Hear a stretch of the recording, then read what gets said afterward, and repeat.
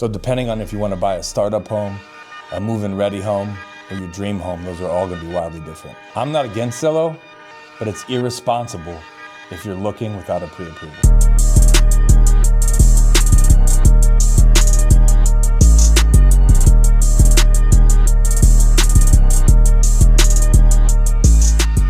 I think those are the two things. For you to survive as an employee in today's world, you're gonna physically have to be systematic and you're gonna have to understand how to use it. Because that's the hardest thing. Like, I implemented all these GPTs for these guys to utilize so they don't have to ask questions, so they don't have to come to me for stuff. They still come to me. I got like 3 calls at like 8:30 at night. I'm not a jerk, so I don't say, hey, why you call me, use the AI, but every single one of those questions could have been answered with the GPT I gave them. Rates are roughly 6% again, and here's what that changes for buyers. That actually helps buyers that were unable to afford the home that they needed to now increase their affordability. Because of course, with rates coming down, now that opens up the affordability for that borrower because the payment's lower. Also on top of that, it helps them to feel more comfortable with moving out of their current 2.875% rate.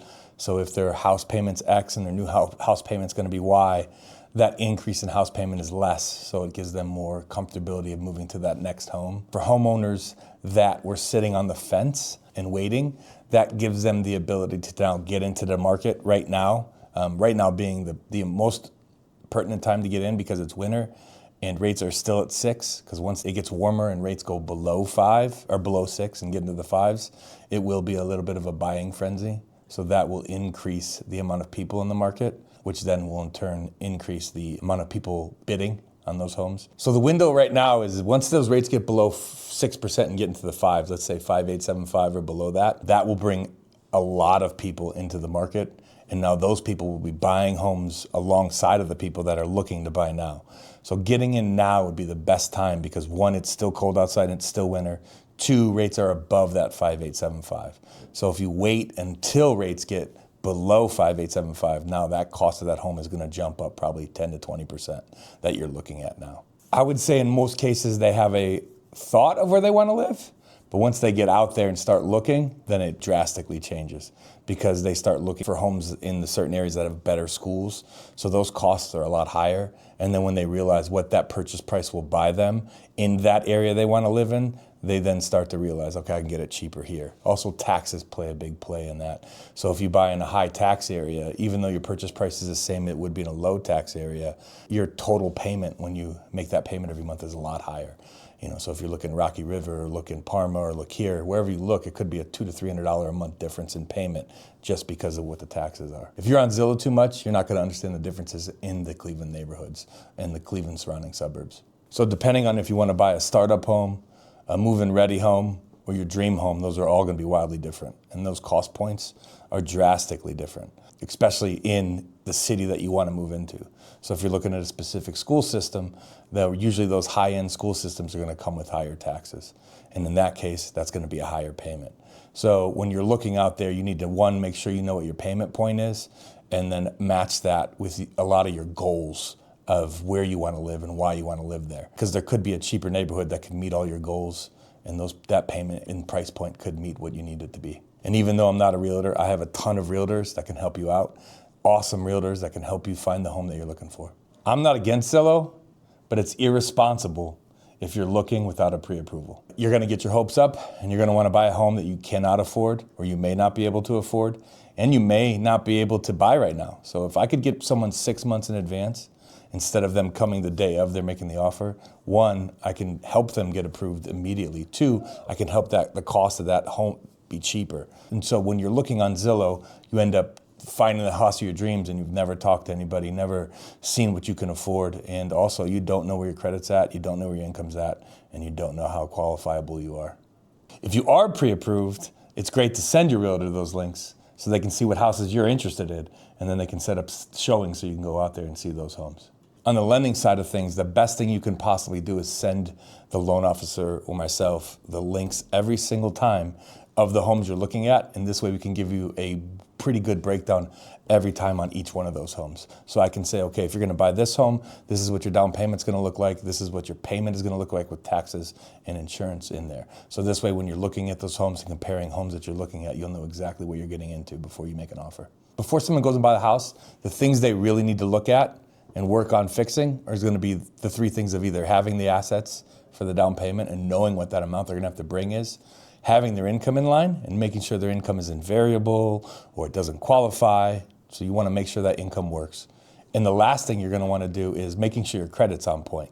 So you want to make sure you have the right credit score, your credit's in the right place, and there's no work needed on your credit, because depending on what your credit score is, even if you are approvable, you can sometimes save yourself up to $3,000, $4,000 just by moving your credit up. If someone reaches out to me, the very first thing I like to do is just do a goals call. Real easy, no pressure. I want to make sure I know what you're looking for, what your timeline looks like, what your payment that you're looking to get into for a house looks like, and then how much you're willing to put down. Pretty easy conversation, not a lot of detail in it, a really simple goals call so that I can make sure that when we do get into the nitty gritty of it and start putting the loan together, that we're meeting all your goals. Some people, when we talk to them, they're ready to go right now. They're fully approved and they can make an offer tonight. Some people have a short timeline, maybe 3, 2, 1 month. We can get you ready, or you will be ready in that timeline. And then some people, it's a long term. Not a big deal. We put you on a path. We follow up with you consistently and make sure that when you are ready, you know it, and then we can get you moving to make that offer. There's a lot of times people, they feel fully defeated, but in all reality, once we give them a plan and they know that plan, it makes it extremely easy for them to follow that path, and it gives them some sort of relief so they can then know when they can make that offer. Not everybody is ready to buy immediately, and it's not something you should feel defeated by. I totally understand.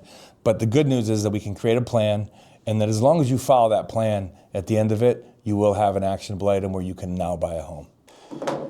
It's my burner phone. So stupid. Hey, Matt, what are some of the things about first-time homebuyer programs that people just don't understand?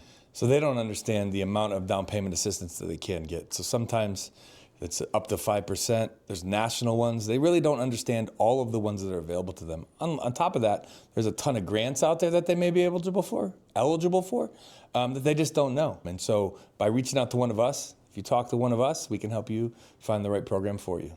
Can you also possibly get a down payment assistance? You have to be a first-time homebuyer every single time? No, there's tons of them out there. We have first-time homebuyer programs for non-first-time homebuyers. We have down payment assistance for people that don't meet the credit requirements of the large state ones. So there's a lot of different down payment assistance out there that people may not know they qualify for. And if they reach out, we'll be able to tell them. What's changed with 2026 loan limits? There's been a large increase in loan limits. And that conventional loan limit's up to like 827. It's actually 826 and some change. Crazy. But it's a big change where people can buy basically luxury homes with a normal conventional loan, where in the past they couldn't do that. Now that we looked up everything online to get validation of this, what changed in 2026's loan limits? So as we all know, every year the loan limits go up. It seems like they've gone up every year. Right now, the conventional loan limit's up to 832,750, which is a drastic increase. So that means that buyers that are looking at luxury homes can now put that home into a conventional loan, where in the past they'd have to do a jumbo loan or a non-conventional loan. So for you, what do you think hurts approvals more than rates right now? A lot of all the surprises that kind of come with a loan. One big thing recently has been large deposits. You randomly get a $20,000 deposit in a bank account, which isn't normal for people. We got to find out where it's at, because make sure someone's just not getting a loan to get a loan. That's one that probably stands out the most right now, because I'm living it.